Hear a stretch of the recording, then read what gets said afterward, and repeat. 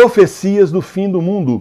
Esse livro traz as principais profecias reconhecidas pela Santa Igreja de santos, santas, beatos, veneráveis e papas sobre o fim dos tempos, os tempos do Apocalipse que nós estamos vivendo. Importantíssimo para você entender o que vem por aí.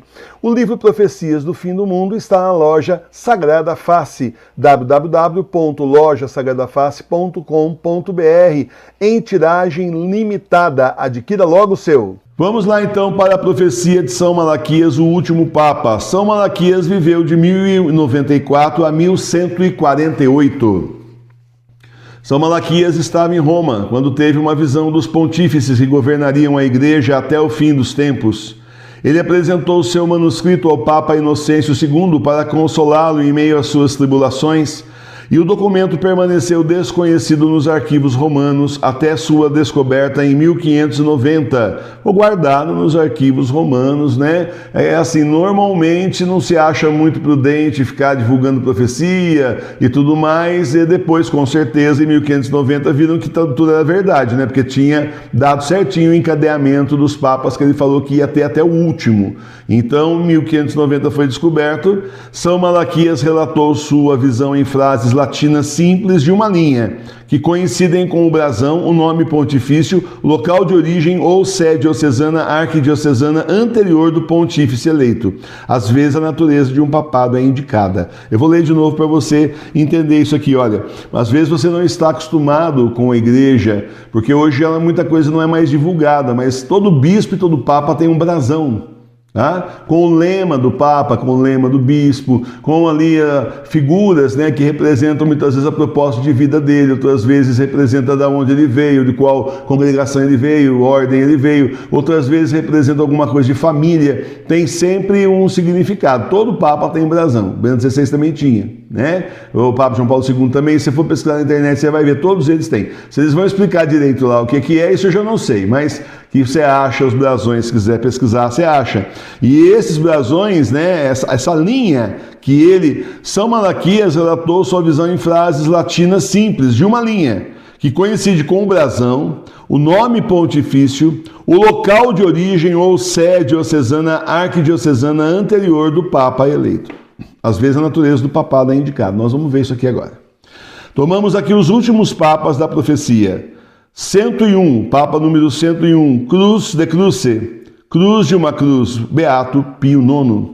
São Pio IX teve a infelicidade de ver os estados papais reduzidos à área do Vaticano, porque antigamente não era só aquela chacrinha, um sítio, aquilo lá, aquele negócio assim, coisa pequena que está ali, pequenininho, não era só aquilo. Os estados pontifícios eram enormes, aí foi tomado, né? Guerra política e tudo mais, e foi acontecer isso daí no papado do Beato Pio IX. São Pio IX teve a infelicidade de ver os estados papais reduzidos à área do Vaticano e foi o primeiro papa prisioneiro do Vaticano.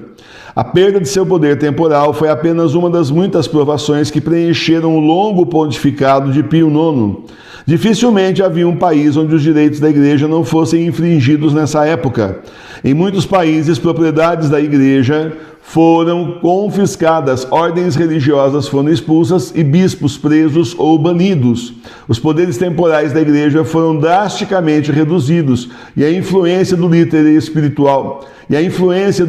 espiritual do mundo católico reduzida. O que é isso aqui? Século XIX. O que está acontecendo aqui enquanto o Papa Pio IX está passando por tudo isso? O Senhor apareceu, a Sagrada Face foi revelada, a Irmã Maria de São Pedro ali, depois então 30 anos de milagre na França, na casa do venerável Léo Dupont, que por sinal é da onde vem a Sagrada Face de Tours que está aí no seu altar da sua igreja doméstica. 30 anos, essa Sagrada Face é milagrosa. 30 anos, a Sagrada Face de Tours. Tem gente que fala assim, Tours porque não é de Jesus? Claro que é de Jesus, filho, mas está na cidade de Tours, por favor, né? É normal na igreja também a gente falar assim. Então é a Sagrada Face de Tours, porque é a Sagrada Face de Jesus que está em Tours, na casa do venerável Léo Dupont, 30 anos de milagre enquanto ele foi vivo, né? Um homem santo enquanto ele foi vivo. Então está acontecendo tudo isso aí em torno do Papa Pio IX. E isso e mais uma série de coisas, que inclusive esse milagre que gerou que dá origem, né, do véu de Santa Verônica lá no Vaticano, que dá origem a Sagrada Face que vai terminar em Tours, e tudo isso acontece com o Pio IX. Então, nós temos aqui a maçonaria lançando tentáculos na sociedade muito mais do que no século XVIII, nós temos o comunismo aí sendo lançado também, tudo nessa época. E o Pio IX só segurando a onda aí, só segurando o rojão, né? Só ali no meio dessa turbulência política toda. É uma época do iluminismo, onde colocam lá o homem no centro de tudo, a ciência, não sei o que mais, e tudo que é igreja é obscurantismo. Olha, é tanta mentira que tem até hoje nos livros de história para você estudar lá na escola, ensinado para você. 102, Lumen in Coelo, uma luz no céu, é o Papa Leão XIII. Leão XIII é o Papa que teve a famosa visão de Satanás atacando a igreja após o que lhe foi prometido 100 anos de liberdade na terra para fazer o seu pior. Em resposta, o Papa Leão XIII compôs o rito menor de exorcismo e a famosa oração a São Miguel, além das orações adicionais a serem ditas no final da missa para proteger a igreja. Nesse sentido, ele foi uma luz resplandecente preparando a igreja para o que estava por vir. A profecia alude fortemente ao seu brasão, que mostra uma estrela em chamas. Infelizmente, as orações de proteção que ele compôs para o final da missa já não são mais ditas após a nova missa, que Marie-Julie previu que aconteceria vários anos antes dele ter sua visão e compor as orações.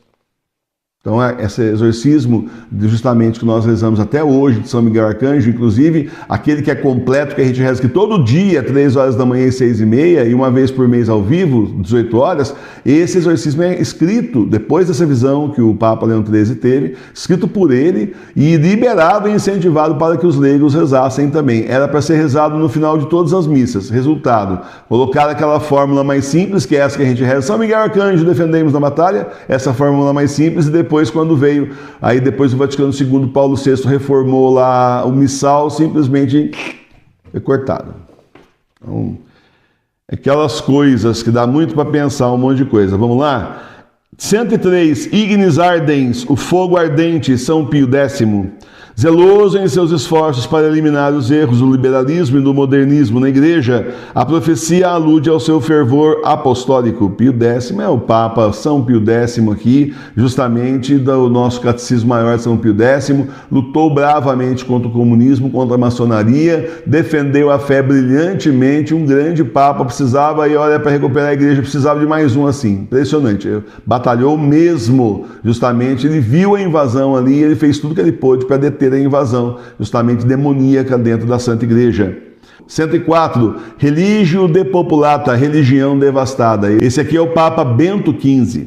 O Papa Bento XV reinou em um período turbulento que foi ofuscado pela morte de milhões de cristãos na Primeira Guerra Mundial.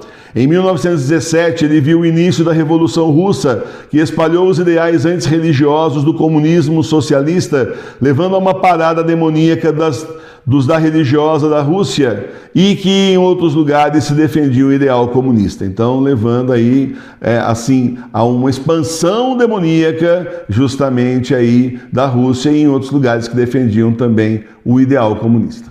Então tá aí, enfrentou tudo isso, nossos papas são heróis, gente, os verdadeiros papas são heróis, eles enfrentam destemidamente tudo para defender a Santa Igreja, enfrenta aí o nazismo, o comunismo, enfrenta tudo, e qualquer um que disser que você lê, quando você ler que a Igreja ajudou os nazistas, você só tem uma coisa para dizer: mentirosos.